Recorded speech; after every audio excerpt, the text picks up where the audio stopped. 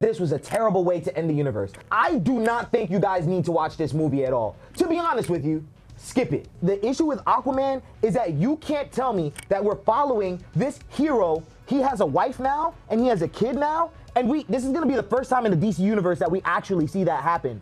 But we don't get the relationship between him and his wife, and we also only get like one scene in the now here's my controversial for obvious part. reasons. Yeah. And then we also don't really get to see him and his son together, right? Yeah. Like it's like I honestly would have preferred if he was a little bit of a toddler.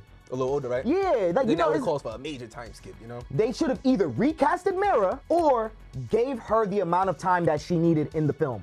This film does not work without Mara, and the reason why is because of the way that it's trying to show Arthur's life.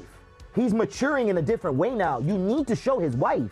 Yeah. And so when she starts to pop up and doing like these hero-saving moments, we don't care. Aquaman 2: The Lost Kingdom, starring Jason Mamoa, the woman that shall not be named, and Yahya Mateen Abdul the second? The third. The third. I think. He's the third one. Yeah. Welcome to another episode of Kaylex Encounter, and if you've been here before, yo, Kaylex. The year is 2015. 2015?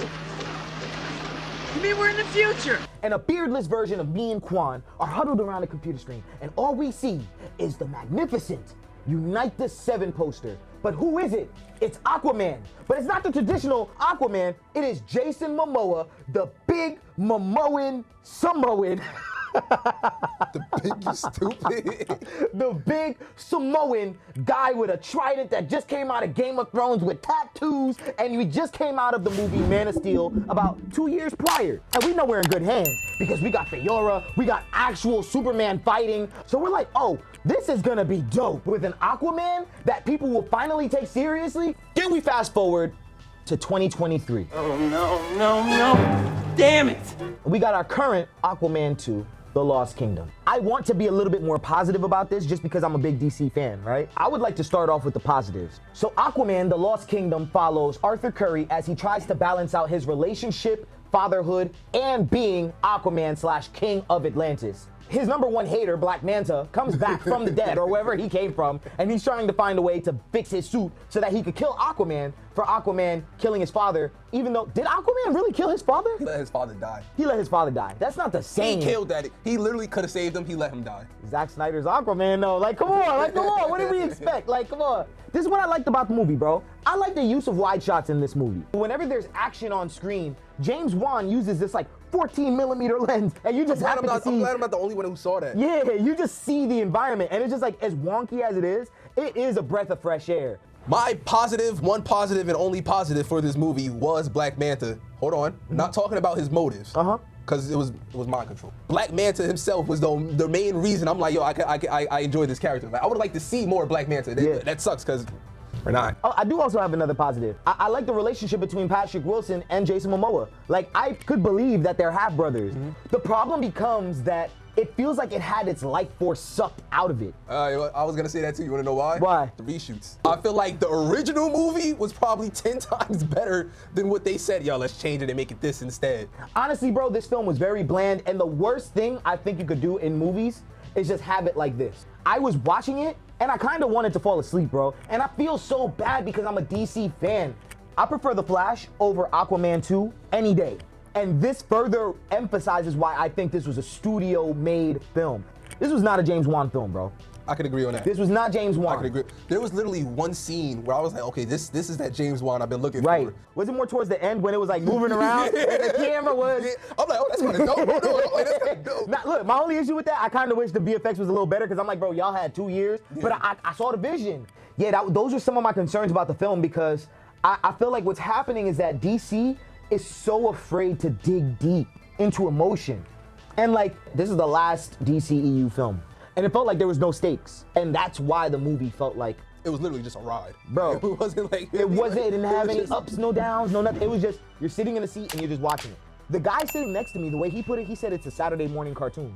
And I'll be honest with you, it didn't even look as good as the first one. It didn't. Yo, the first, I don't care what anybody say. I think the first one looked like a comic.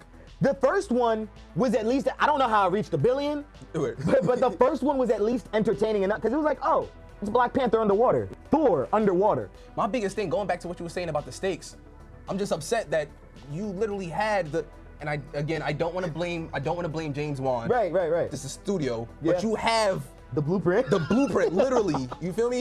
You could have added bro getting his hand, Black Manta chopping his hand off. That would have been cool. Really cool. I would probably say throw it at the beginning so we at least get to see him use the hook. You feel me? Oh, Black true. Manta chopping off the hand, bro killing the baby. They tried. They was going for it.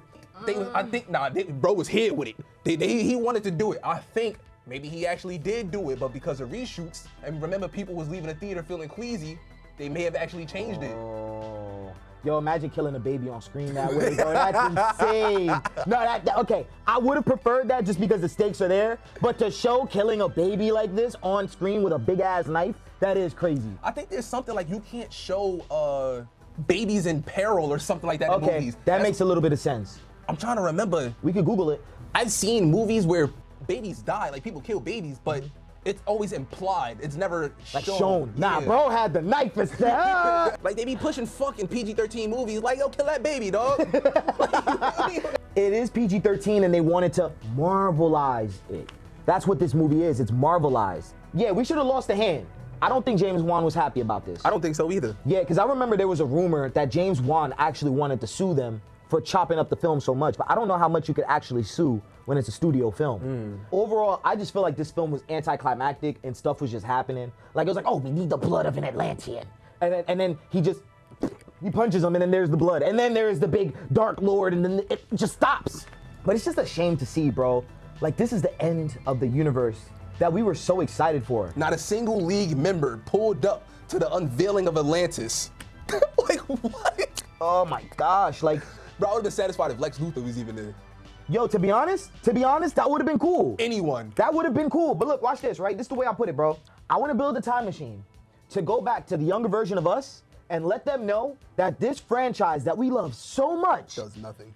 it does not equate to anything. In fact, this director that you guys love for giving you a great Superman that is actually pretty modern gets tossed to the side and fucked over by the studio that he works with. I'm gonna give this movie a 4 out of 10. Hey. Oh shit, you gave it a 4 too? Yeah. I honestly preferred The Flash over this, and I'll stand on that hill. I think they both suck. I will not be watching either of them ever again. At the end of the day, I love movies first. And it's always heartbreaking when a movie sucks, especially when it had the DNA to be good and you have a great director like James Wan. It just feels awful when you could tell the studio was sniffing all over it because they're insecure about their brand. They looked at the next man, was pocket watching, and didn't realize like, yo, we have our own gold over here. Let's do our own thing. Give a round of applause and appreciate DC for what they've done. Congratulations. They're officially on the same boat as Marvel. You got what you wanted. Yeah. Got what you Because wanted. look at where Marvel's at now. You feel me? Like, A vision is better than no vision. And so for that reason, I am looking forward to James Gunn's DC universe. Comment down below if you guys saw Aquaman 2, let us know what you thought. Zack Snyder, funny enough, the day DCEU dies, Zack Snyder births a whole new universe with Rebel Moon. So check out our Rebel Moon video over here and we'll see you in the next encounter. peace.